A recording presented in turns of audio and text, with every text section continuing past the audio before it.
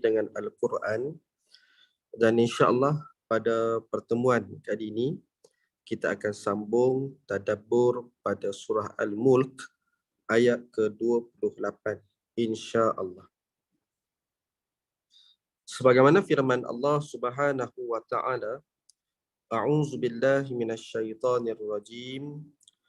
Qul ara'aytum in ahlakani Allahu wa man ma'iya aw rahimana faman yujirul kafirina min 'adzabin alim. Sadaqallahul azim. Maksudnya, katakanlah wahai Muhammad, terangkanlah kepadaku jika Allah mematikan aku dan orang-orang yang bersama dengan aku, atau memberi rahmat kepada kami sehingga kami dapat mengalahkan kamu, maka siapakah yang dapat melindungi orang-orang yang kafir dari azab seksa yang pedih? Muslimin muslimat yang dirahmati Allah lagi dikasihi Nabi SAW. Baik, sekarang pada ayat ke-28 kita bertemu sekali lagi ayat Qul. Kita bertemu sekali lagi ayat Qul seperti yang telah saya kongsikan pada pertemuan sebelum ini. Pada fasa akhir surah Al-Mulk terdapat 6 Qul. Dan sekarang kita berada daripada salah satu daripada Qul, iaitu kata perintah. Mungkin suka untuk saya kongsikan kembali. Fungsi pada penyebutan Qul di sini ialah sesuatu yang sangat penting sehingga Allah Subhanahu wa taala perintahkan kepada Nabi SAW untuk sampaikan. Jadi apakah perkara tersebut? Baik. Pertama sekali cuba perhatikan pada ayat dan kita cuba untuk fahami pada konteks ayat. Daripada penyebutan ayat, dari sudut gaya bahasa ayat ni, apa yang boleh kita faham? Baik. Pertama sekali, pada ayat ni dengan jelas bagaimana Allah Subhanahu wa taala memaparkan kepada kita ayat. Okey, sekarang ni kita tengok pada kalimah yang berada selepas kalimah Qul, iaitu pada kalimah ketak-ketak pula dah. Sekejap. Saya nak ni. Okey, tak selesa nak tulis. Sekejap. Okey, baru selesa tulis. Tengok pada kalimah ni, saya besarkan sikit. Okey, tengok pada kalimah Qul ini. Selepas dia ni, kalimah ara'aitum ni. Baik, kalimah ara'aitum ni, baik saya gariskan dia kat sini. Ini adalah ayat yang berbentuk soalan. Ayat yang berbentuk soalan yang dipanggil sebagai istifham inkari. Tak apalah, tak ingat dia punya apa istilah pun tak apa. Yang penting kita tahu ayat ni adalah ayat yang berbentuk soalan. Okey, kalau kita terjemah dia, kalau kita terjemah sepatah-sepatah, maksud dia kat sini ara'aitum, maksud dia apa, okey, apa pandangan kamu? Pandangan kamu ataupun kalian. Apa pandangan kalian? Okey. In ahlakani Allah, sekiranya ataupun jikalau ahlakani Allah, aku ataupun Allah membinasakan aku. Okey. Mana merujuk kepada maksud aku ni? Ni kalimah ahlakaniya, ya ni, dia merujuk kepada makna aku. Dan aku yang dimaksudkan dalam ayat itu ialah merujuk kepada Nabi Muhammad SAW. Okey. In ahlakani Allah. Okey. Dia dapat situ. Wa man ma'iyah. Okey, kemudian yang keduanya, man ni ataupun dengan makna dia sesiapa yang bersama aku. Siapa yang maksud ni? Iaitu para sahabat. para sahabat radhiyallahu anhum ajmain. Okey.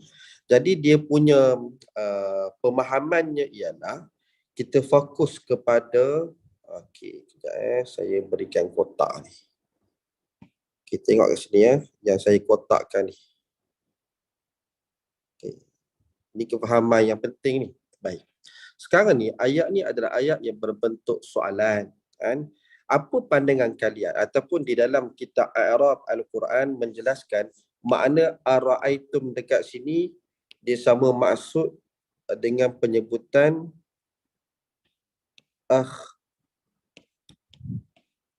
akhbiru ni, akhbiru ni, ataupun dalam bahasa kampung ni cuba bagi tahu aku, cuba bagi tahu aku, maksud dia kat sini, cuba engkau beritahu aku. Okey. Maksudnya kita nak faham pada konteks persoalan ni, seolah-olah ayat ni Nabi SAW sampaikan kepada orang-orang kafir. Okey. Sekarang ni cuba kau beritahu aku. In ahlakani Allahu wa man ma'iyah. Sekiranya Allah membinasakan aku dan para sahabatku. Okey, nampak tak konteks ayat yang saya kotakkan dalam kotak hijau tu? Okey, ni poin yang pertama untuk kita faham ayat. Ni kita nak faham konteks ayat ni. Okey, baik. Atau, okey. Ni konteks ayat berikutnya. Atau rahimana. Okey. Atau rahimana. Saya kotakkan pula kat sini ya. Okey. Pada kotak yang kedua ni, maksud dia, yang pertama tadi ni, okey, saya kena ceritakan dia punya asal usul persoalan ni baru kita faham. Dia begini tau. Okey, untuk kita faham konteks ayat ni, dia melibatkan kepada kita punya penelitian pada ayat-ayat sebelum dalam surah Al-Mulk dan juga penafsiran ayat. Jadi saya nak ringkaskan masa. Kalau saya kongsikan semua tu dia agak panjang masa. Ringkasnya macam ni. Ayat ni, saya ingat saya dalam buku ni saya ada sebut. Okey, kat bawah ni. Kita tengok terus ya. Tengok kat sini. Ni kita nak cuba faham pada konteks ayat ni. Okey. Ayat ni, ia merupakan jawapan dari Allah sebagai reaksi balas terhadap perbuatan kafir Quraisy yang berdoa kepada berhala-berhala mereka agar Nabi SAW dan para sahabat dibinasakan. Ataupun saya jelaskan dengan bahasa mudahnya macam ni. Rentetan ayat-ayat sebelum sampailah kepada penghujung surah Al-Mulk. Kita kena ingat balik latar belakang surah Al-Mulk ni. Surah Al-Mulk ni antara surah-surah yang akhir diturunkan sewaktu Nabi di Mekah. Iaitu sebelum Nabi berhijrah ke Madinah. Bila kita faham ia fasa akhir ataupun kita bahagikan ia kepada fasa 4 dalam usaha dakwah Nabi di kota Mekah, ia adalah saat tekanan yang paling ekstrim. Kenapa? Sebab dia dah sampai tahap orang-orang kafir Quraisy ni bukan sekadar menyekat dakwah, menghalang dakwah, menindas para sahabat, tetapi mereka sudah mula buat perancangan untuk membunuh Nabi SAW. Okey, yang tu kita kena jelas, kena faham. Jadi, apa yang mereka buat? Salah satunya ialah mereka berdoa, minta kepada berhala-berhala supaya apa? Agar Nabi Muhammad SAW dan para sahabatnya dibinasakan. Maksud dibinasakan ni bahasa mudahnya matilah. Itu maksud dia. Jadi ayat ke-28 ini adalah ayat bagaimana Allah Subhanahu Wa Taala menjawab tindakan orang-orang kafir tersebut. Jadi saya beritahu secara ringkasnya pada ayat ni ada 3 poin utama yang boleh kita fokuskan. Jadi yang pertama, di dalam ayat ini Allah Subhanahu Wa Taala paparkan. Okey. Macam ni situasi kita nampak. kita mendapat ancaman bunuh, agak-agak kita boleh berdiam diri tak? Ni saya nak kita sama-sama menghayati pada konteks ayat ni. Cuba letakkan diri kita pada tempat baginda Nabi SAW. Bila kita mendapat ancaman sebegitu, agak-agak kita senang duduk tak? Of course kita tak senang duduk. Mungkin kita ketakutan, dan mungkin pada satu sudut berusaha untuk mempertahankan diri. Tetapi bagaimana di dalam surah Al-Mulk ini, apakah tindakan yang sepatutnya? Nabi tidak bertindak sekadar memikirkan sesuatu untuk dirinya sahaja, tetapi setiap tindakan dan perbuatan Nabi itu adalah berdasarkan wahyu Allah Subhanahu Wa Taala. Jadi bila turun wahyu Allah Taala merujuk kepada ayat ke-28 ini, Allah Taala suruh Nabi buat benda ni. Apa dia? Okey. Nabi dah dapat ancaman. Rupa-rupanya bukanlah Nabi nak minta doa, minta supaya Allah Taala hantarkan bala ataupun binasakan kepada orang kafir Quraisy. Rupa-rupanya sebaliknya. Ini benda yang kita belajar, iaitu Allah Ta'ala suruh Nabi pergi jumpa ataupun beritahu kepada orang-orang kafir Quraisy benda ni. Apa dia? Okey, sekarang ni Nabi SAW mengatakan perkara ini supaya mereka berfikir. Okey, sekarang ni cuba kamu fikir. Cuba kamu fikir. Cuba kamu beritahu aku, katakanlah aku dan para sahabat aku ni mati. Okey, itu satu keadaan ni. Keadaannya Nabi SAW dan juga sahabat mati. Okey, seperti yang mereka nak lah. Okey, itu keadaan pertama. Ataupun keadaan yang kedua, diselamatkan ataupun saya guna istilah di rahimana ni, makna dia memberi rahmat, maksudnya mendapat kemenangan. Mendapat kemenangan. Kemenangan yang dia maksudkan di sini sama ada orang kafir Quraisy yang mati ataupun mereka masuk Islam. Itu bahasa mudah nak faham. Okey, sambungan pada ayat. Faman yujirul kafirina min adabin alim. Okey, tengok sambungan ayat ni. Tengok pada sambungan ayat. Maka persoalan kat sini, kat sini, banyak ni kaedah-kaedah bahasa kat sini. Agak susah saya nak jelaskan, tapi saya kongsikan juga lah. Kat sini dipanggil fa at-ta'liliyah. Ta'lil. Fa at-ta'lil. Kat sini fa at-ta'lil maksudnya alasan daripada penyebutan ayat tadi ni. Bahasa mudahnya macam ni. Faman yujirul kafirina min azabin alim. Okey, kalau aku dibinasakan, siapa yang akan membantu ataupun melindungi orang-orang kafir daripada azab yang pedih? Okey, itu poin yang ketiga. Mungkin poin yang ketiga ni saya perlukan sedikit penghuraian dan penjelasan untuk mudah faham. Okey, sekarang ni kita cuba untuk fahami pada konteks ayat.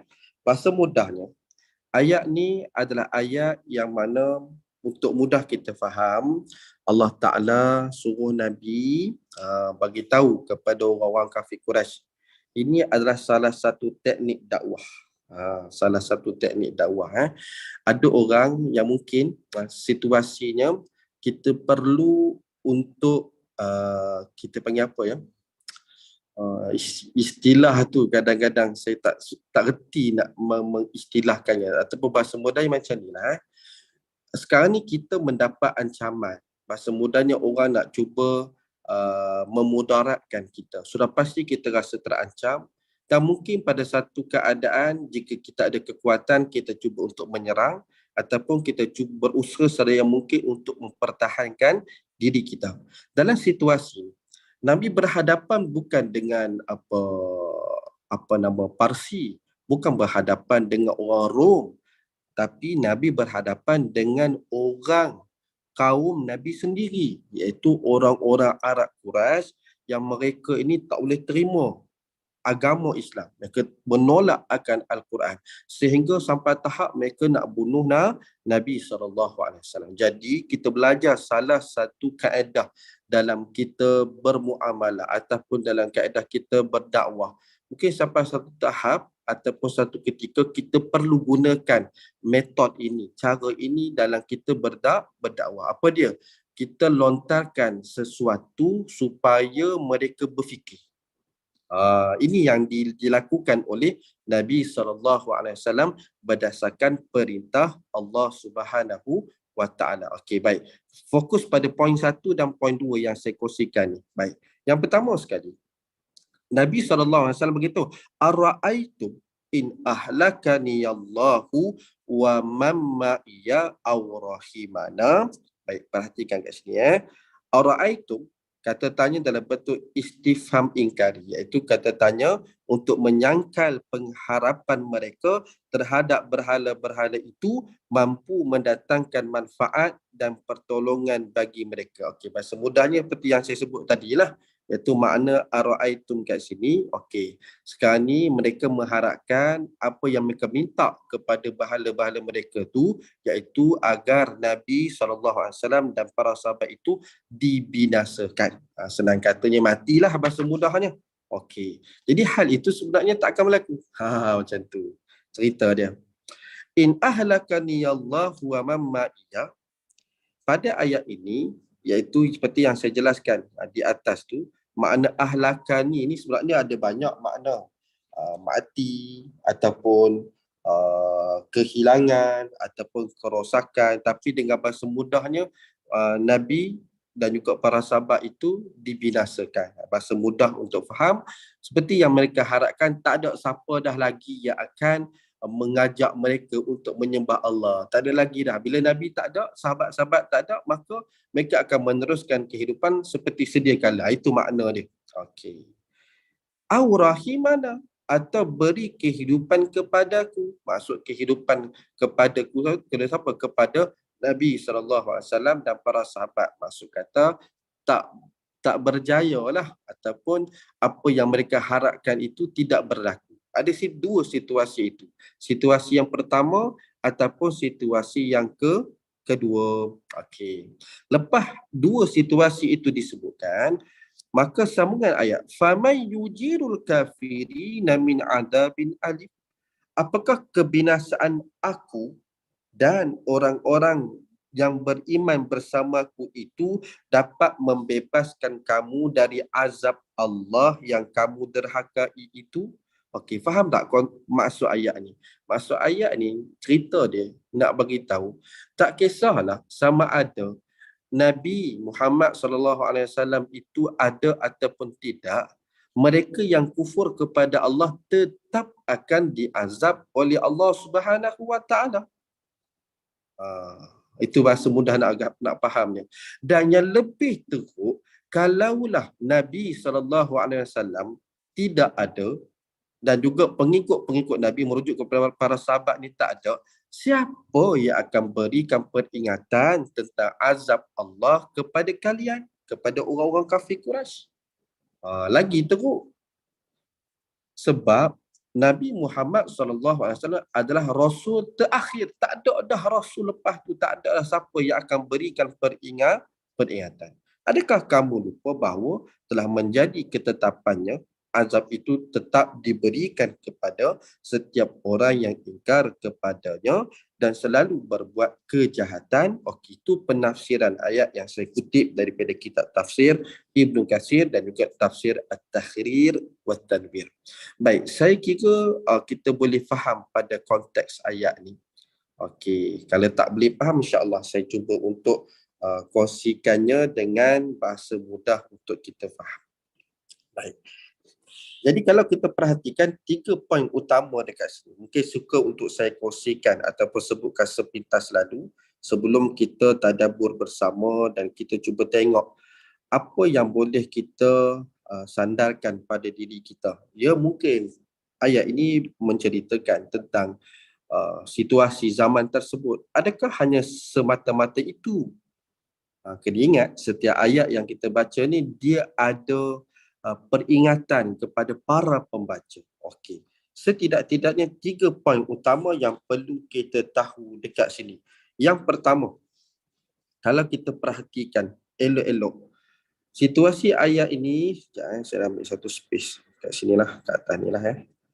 Okey. Situasi yang pertama yang kita boleh faham pada ayat ini ialah orang kafir Quraisy, mereka berharap yang Nabi dan para sahabat ini binasa. Jadi tak ada siapa dah yang boleh mengganggu-gugat mereka. Mereka boleh buat seperti sedia kala apa yang mereka telah buat selama ini. Jadi perkara itu adakah berlaku? Kalau Nabi SAW mati, siapa yang akan berikan peringatan kepada orang kafir Quraisy? Dan kalaupun Allah berkehendak yang Nabi Muhammad SAW itu mati sekalipun, Nabi SAW tidak kisah. Kenapa? Kerana ajal maut di tangan Allah. Tiada siapa pun yang boleh menghalang jika Allah Ta'ala berkehendak sedemikian. Maksudnya apa? Tak ada langsung kerugian pada diri Nabi SAW. Jadi tekanan tu terhadap siapa? Tekanan terhadap orang kafir Quraisy. Sebab apa? Sebab mereka yang beria-ria sangat supaya yang Nabi dan para sahabat itu binasa. Jadi situasi pada poin yang pertama ni, mereka mengharapkan Nabi dan juga para sahabat mati. Mereka harapkan itu. Yang kedua, situasi dia ataupun apa yang mereka harap tu tak jadi. Yang mana Nabi dan para sahabat itu hidup. Jadi dua situasi itu. Jadi hal ini, perkara yang paling penting ataupun benda yang diberikan peringatannya ialah di sini. Kalau betul-betul kita fahami pada konteks ayat ni, subhanallah. Ini kita boleh guna dalam kaedah kita memberi pesanan ataupun kita memberi teguran kepada orang. Contohnya macam ni lah. Ada orang yang dia buat maksiat. Kita tegur dia. Ini saya ambil contoh supaya kita boleh adaptasi daripada ayat ni. Situasi dia, ada orang yang kita kenal, dia buat maksiat. Dan kita ni tahu, kita ada dua pilihan. Sama ada kita nak tegur dia ataupun kita berdiam diri. Kita pilih yang mana agak-agak. Nak tegur dia ke ataupun kita nak berdiam diri. Tak kisahlah, tepuk dada tanya iman masing-masing. Okey. Bila mana kita tegur, kita akan mendapat satu situasi yang sama seperti Nabi SAW. Kita orang tak suka, nampak je muka kita orang terus lari kan. Nampak daripada jauh kereta kita ni, dia sanggup pusing pergi tempat lain. Ni situasi, ni real ni, bukan main-main, real. Okey, orang tak suka. Sebab apa? Kita ajak benda baik. Sebab benda baik ni, sifat dia bertentangan dengan nafsu. Jadi kalau orang tu hidup bertuhankan nafsu, memang dia tak sukalah dengan orang-orang yang seumpama ni. Okey, jadi nampak tak situasi tu? Jadi, mungkin ada orang, dia akan buat sesuatu. Supaya apa? Supaya yang kita ni tak tegur pada dia. Supaya kita tidak tertegur pada dia. Dan kita kadang-kadang, kita ni dapat perasan kalau orang tak suka dengan kita. Contoh, kalau kita telefon, orang tu tak mau angkat. Ataupun kalau kita datang je, masing-masing semua lari bertempiaran. Itu maksudnya orang tak suka dengan kita. Okey. Dalam situasi tersebut, cuba kita perhatikan elok-elok pada ayat. Allah Ta'ala mengajar kepada kita bagaimana kita menghadapi situasi itu. Adakah kita akan terus biarkan, mungkin ada orang kata, lantak lah. Yang penting aku dah tegur dah. Ataupun, lantak kubur masing-masing. Sebab kita rasa, yelah, dah orang tak mau dengar cakap kita. Tapi lihat bagaimana akhlak Nabi SAW sebab niat dia. Aku berdakwah bukan kerana follower. Aku berdakwah bukan supaya orang hormat atau memuliakan aku. Ini kadang-kadang kita kena perbetulkan. Ya betul, hari ni orang yang ada ilmu, orang yang tahu bab hukum hakam, tahu bab agama ni, selalunya dia akan dimuliakan. Orang akan hormat dia, orang akan pandang tinggi pada dia. Macam tu. situasi. Jadi ada orang dia suka dengan kondisi itu. Kalau dia tidak ada title ataupun orang tak panggil dia ustaz ke, dia rasa macam biasa je. Tapi bila orang panggil dia ustaz, mungkinlah, minta maaf sebab mungkinlah bila dia banyak belajar, dia tahu buat sikit hukum hakam dan sebagainya, kadang dia ubah penampilan dia pakai kopiah. Itu bagus, syiar bagus. Tapi kadang-kadang, jaga-jaga. Ini masalah hati. Bila orang start mula memuliakan kita, orang menganggap kita ni ada sesuatu yang boleh beri faedah dan manfaat pada orang, orang meletakkan pengharapan. Ini bahaya. Apa bahaya dia? Kita takut sampai satu tahap, kita akan rasa apa ya? Rasa tidak dihargai bila mana orang tidak muliakan kita. Dia mulalah nanti aku buat sesuatu ni disebabkan nakkan pujian orang. Ini bahaya, ini yang berlaku. Tapi Nabi SAW melakukan kerja dakwah ini bukan nak suruh orang suka pada Nabi. Tapi ini adalah perintah Allah. Malah Nabi tak kisah pun kalau ada di kalangan sahabat Nabi ada yang dicederakan. Mungkin ada yang terbunuh. Nabi tetap terus menjalankan kerja dakwah. Sebab Nabi bukan berdakwah kerana follower. Nabi berdakwah kerana Allah Subhanahu Wa Taala. Jadi dalam banyak-banyak perkara yang Allah Taala ajarkan dalam surah Al-Mulk ini, iaitu apabila kita berada dalam situasi ini, kita gunakan elemen ini. Apa dia? Ini antara usaha yang kita boleh buat sebelum usaha-usaha yang lain, iaitu kita selotok bercakap dengan mereka yang tak suka pada kita ni, kita cuba lontarkan sesuatu untuk mereka fikir. Lontarkan sesuatu untuk mereka fikir. Seperti mana di dalam ayat ini, simple je. Nabi kata, bahasa mudah nak faham kat sini, tak kiralah sama ada aku mati ataupun pengikut aku mati ataupun kami mendapat kemenangan, sama je bagi kami. Kalau kami mati, kami dapat syahid. Kalau kami menang, kami boleh teruskan melebarkan lagi untuk meramaikan lagi orang mentauhidkan Allah. Tetapi kamu kena ingat, ni benda penting ni, benda penting ni. Ni ayat ni. Faman yujirul kafirina min azabin alim. Tapi kalau kami mati, siapa yang akan melindungi orang-orang kafir dari azab siksa yang pedih?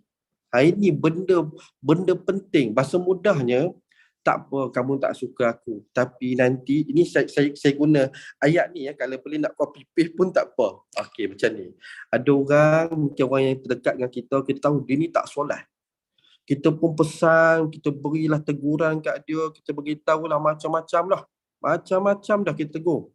Sampai satu tahap mungkin dia geram dengan kita sebab kita ni mungkin istilahnya jaga tepikan orang. Akhirnya dia sound kat kita. Hang tak payahlah nak kisah pasal aku, kubuk masing-masing. Contoh, kalau berada situasi ni, apa tindakan kita? Kita kena bagi satu ayat yang suruh dia fikir. Kita kena tinggalkan sesuatu ayat yang memberikan dia fikir benda tu.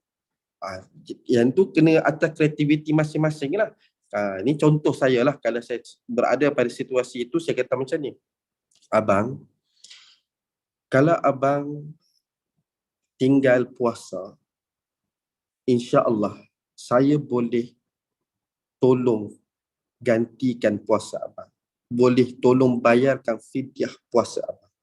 Tapi kalau solat abang, saya tak mampu nak bantu. Sebab itu hutang abang dengan Allah. Ni contoh kita bagi tahu satu peringatan. Sebab tidak ada fidyah untuk solat. Jadi kalau kita beritahu benda tu, mungkin dia akan terfikir, Allahu Akbar. Mungkin dia akan terfikir. Jadi ini salah satulah yang mungkin saya fikirkan, satu ayat yang boleh membuatkan dia berfikir. Sama macam dalam ayat ni. Kalau kami tak ada, kalau aku ni tak ada, maksudnya Rasulullah SAW ni tak ada, dalam ayat faman yujirul kafirina min azabin alim. Siapa yang akan melindungi orang-orang kafir daripada azab yang pedih? Nampak tak guys? Ini benda-benda penting ni. Dan malah kalau kita cuba memahami pada bahasa, penggunaan laras bahasa kat sini, saya sangat terkesan pada penggunaan kalimah ini. Ini barangkali dia bagi orang yang mempelajari bahasa, dia akan nampak Cuba tengok kalimah ni. Baik, kalimah yujiru ini dia berasal daripada perkataan ajara. Baik, ajara ni bahasa mudah dia, dia sebenarnya ada kaitan dengan makna jiran, hidup berjiran. Nak bagi mudahnya, ajara ni dia berasal daripada penyebutan merujuk kepada perbuatan jiran. Maksudnya bila seseorang jiran ni, okey, katakan rumah lah, ada rumah ni. Okey, katakan seorang jiran ni dia sakit. Siapakah orang yang paling dekat dengan dia untuk bantu dia? Sudah pasti jiran dia. Pasal, nampak tak pada konteks jiran itu? Makna kata orang yang paling dekat, paling cepat yang akan bantu kita adalah jiran kita. Jadi dalam ayat ni Allah Ta'ala gunakan lafaz itu, yajiru. Siapakah orang yang membantu kamu, melindungi kamu? Dengan erti kata Allah Ta'ala nak beritahu dalam ayat ini, orang yang kamu tolak, orang yang kamu tentang, iaitu merujuk kepada penentangan orang kafir Quraisy terhadap Nabi Muhammad SAW. Sebenarnya Nabi Muhammad nak selamatkan mereka daripada azab neraka, nak selamatkan mereka daripada azab Allah. Tetapi apa yang mereka buat? Mereka tolak Nabi, mereka usir Nabi, mereka nak bunuh Nabi. Sedangkan orang itu ataupun Nabi SAW nak bantu mereka. Jadi Allah gunakan lafaz yajiru itu adalah untuk menunjukkan akhlak baginda Nabi SAW. Subhanallah. Ada lagi 2-3 benda kat situ tapi agak susah saya nak jelaskan. Nak ambil gaya bahasa Arab tu kepada bahasa Melayu. Tapi cukuplah memadai dengan penggunaan lafaz yujiru itu pada ayat ini untuk kita melihat bagaimana kita boleh ambil daripada ayat-ayat Al-Quran ini sebagai apa? Sebagai salah satu cara untuk kita guna dalam dakwah kita. Baik, muslimin muslimat yang dirahmati Allah. Kemudian fokus yang berikutnya ialah, cuba tengok dekat sini okey. Pada kalimah ni, ahlakani Allahu wa mamma'iyya. Dekat sini Allah Ta'ala pisahkan. Ahlakani Allah. Allah binasakan aku. Aku kat sini merujuk kepada Nabi sallallahu alaihi wasallam. Man ma'iyya kat sini ialah para sahabat. Okey, kemudian kat sini rahimana. Rahimana kat sini, ni kami. Kami ni merangkumi Nabi sallallahu alaihi wasallam dan juga para sahabat. Okey, baik. Ringkasnya macam ni. Kenapa pada penyebutan ahlaka ini maksudnya binasa? Bahasa mudahnya beginilah. Kenapa di dalam konteks ayat ni dipisahkan ahlakani Allahu wa man ma'iyya? Kenapa tak terus sebut in ahlakana Allah? Sama macam rahimna ni, bahasa mudahnya sebut je lah terus kami. Kenapa nak pisahkan? Sebut sekiranya Allah binasakan aku dan para sahabat. Kenapa tak terus disebut pada ayat ni sekiranya Allah binasakan kami dan merahmati kami? Kenapa Allah tak sebut macam tu? Kenapa Allah sebut salah satu-satu? Pada membinasakan Allah sebut in ahlakani Allah, Allah binasakan aku.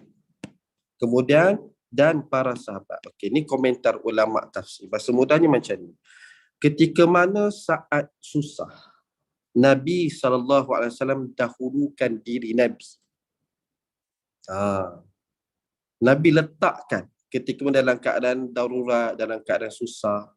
Ini sifat-sifat yang perlu ada pada pemimpin. Bukan duduk di belakang. Dia yang paling depan menghadapi masalah dan sebagainya. Bukan dia duduk di bahagian belakang. Tetapi bila mana mendapat rahmat, kesenangan, baru dalam ayat ini sebut ar-rahimna. Kami Allah merahmati kami. Maksudnya waktu susah Nabi dia yang paling depan menerima kesusahan. Barulah para sahabat. Tetapi di saat senang berkongsi bersama. Jadi ini adalah akhlak yang ditunjukkan pada ayat ini merujuk kepada diri Nabi Muhammad sallallahu alaihi wasallam. Ini yang kita boleh kupas daripada ayat ni lah. Okey, boleh faham ke? Kat sini dia perlu tahu sikit lah orang kata kemahiran bahasa Arab kan. Okey, sebagai penutupnya. Pertama sekali, jaminan Allah buat umat Nabi Muhammad sallallahu alaihi wasallam. Kenapa saya kata macam tu? Selagi Al-Quran kekal terpelihara, selagi itulah pasti ada mereka yang meneruskan legasi dakwah Rasulullah sallallahu alaihi wasallam. Walaupun seluruh musuh Islam bergabung untuk memusnahkan agama Islam dan umatnya. Baik. Yang ni apa yang saya fikirkan daripada renungan penghayatan saya di dalam ayat ni, kita dapat lihat bagaimana apa yang berlaku pada Nabi. Bayangkan ya, 13 tahun Nabi berdakwah di kota Mekah. Nabi tetap berusaha untuk mengislamkan kaum dia. Sampai tahap kaum nak bunuh dia ni. Makna kata apa? Nabi bermati-matian untuk berdakwah. Kena ingat ya, akhirnya apa dia? Selepas 20 tahun, Nabi berjaya juga. Mereka yang perangi Nabi, yakni orang-orang Quraisy ni pada Fathul Makkah, mereka masuk Islam. Rujuk dalam surah An-Nas, Iza ja'a nasrullahi wal fath. Maksudnya apa? Sampai ke hari ini, selagi mana Al-Quran itu kekal terpelihara, selagi itu agama ini akan ada pendokongnya, akan ada orang yang akan menyebarkan, menyebarkan syiar agama Allah ini. Baik, yang kedua, contohi Rasulullah SAW. Dalam ayat ini saja kita belajar 3 benda. Pertama, berdakwah bukan kerana pengikut. Berdakwah kerana Allah. Kalau kerana mengikut, mungkin kalau follower lari, kita lemah, putus asa. Lepas tu duduk rumah, duduk dalam gua. Gitu. Yang kedua, membalas keburukan dengan kebaikan. Subhanallah. Nabi boleh je berdoa. Doa laknat, minta pada Allah. Siapa nak bunuh Nabi ni? Sudah pasti sebelum Nabi minta pun Allah Ta'ala turunkan bala kepada orang yang nak bunuh Nabi SAW. Tapi cuba lihat kan. Ini cara baik ni. Selotok kan. Bagi mereka fikir. Tindakan kamu ni betul ke? Okey. Kemudian yang ketiga ialah melebihkan hak orang lain berbanding dirinya. Lihat pada konteks ayat dan akhir sekali terdapat metod tarbiyah Qur'aniyah. Maksudnya apabila ingin memberi teguran kepada pihak tertentu, gunakan gelaran bersifat umum tanpa menyebut dengan spesifik. Penggunaan laras bahasa yang mesra juga salah satu keberhasilan dakwah. Tak semestinya dakwah sentap sahaja yang berjaya. Kadang-kala dakwah menyerap lebih kekal lama. Apa maksud saya? Dekat sini. Cuba tengok penggunaan kalimah al-kafirin dekat sini. Okay. Pada ayat ni, dia tak sebut secara spesifik merujuk kepada Quraisy. Tapi sebut kepada sifat iaitu orang yang ingkar. Jadi dalam kita menyampaikan teguran, jangan spesifik sebut nama dah. Kita sebut umum je. Makna kata kalau teguran itu mungkin kalau kita bersifat umum orang boleh terima. Walaupun memang secara betulnya memang kita nak tegur pada dia, tapi bila kita sebut secara umum, barangkali waktu tu dia tak perasan lagi teguran tu untuk dia, tapi mungkin dia berulang kali dia fikir tengok, dia ni tegur aku punya. Nampak tak?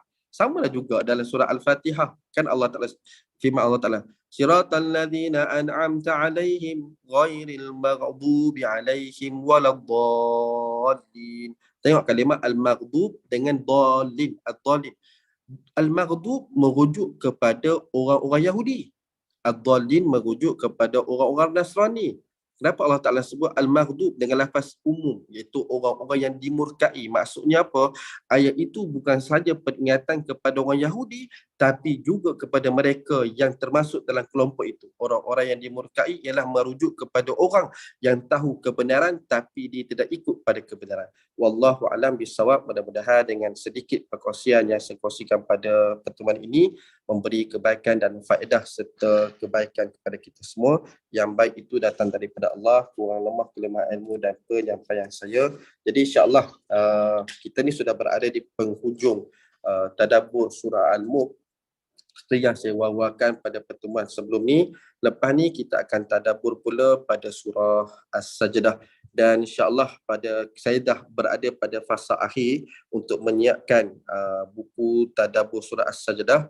Jadi doakan supaya dipermudahkan, dan alhamdulillah saya bertemu dengan tempat cetakan yang agak murah, dan insya-Allah saya nak wawarkan di sini buku tadabbur As-Sajdah nanti ni boleh dapat dengan harga RM30, tapi tak termasuk dengan kos pos lah. Kos pos nanti tengok pada tempat tuan-puan semua.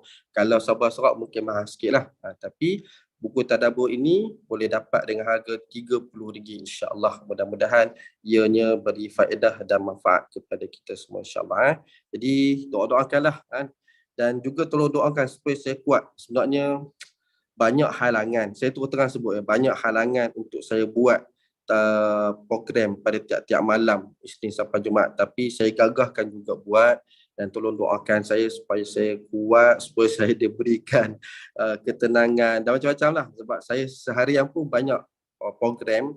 Siang hari pun ada 3 kelas, jadi kadang-kadang dia dah letih, kadang-kadang dia boleh terlalu macam nak meletup dah kan. Jadi doakan supaya saya kuat dan saya boleh teruskan program ini, dan kita mampu untuk berkongsi ilmu. Dan juga jangan lupa sebenarnya saya sediakan rakaman semua yang kita ikuti nanti boleh masuk ke dalam website Akademi Az-Zahrawi. Contoh saya sekarang sedang compile semua video tadabbur surah Al-Mulk ni, nanti buka dalam website Akademi Az-Zahrawi, klik saja kita boleh tengok balik daripada ayat pertama sampai ayat ke-30 surah Al-Mulk ni, insya-Allah. Bila habis kita boleh rujuk balik buku buku tadabbur, tengok balik dan sebagainya, insya-Allah. Jadi sampai sini dulu. Yang baik datang daripada Allah, kurang lemah kelemahan ilmu dan penyampaian saya. Jadi kita tangguh dengan membaca kafaratul majlis dan suratul as. Subhanakallah wa bihamdika asyhadu an la ilaha illa anta wa astaghfiruka wa atubu ilaik. Bismillahirrahmanirrahim. Wal 'asr innal insana lafi khusr illa alladziina amanu wa 'amilus shalihat wa tawassaw bil haqqi wa tawassaw bis sabr. Wabillahi taufiq wal hidayah. Wassalamualaikum warahmatullahi wabarakatuh.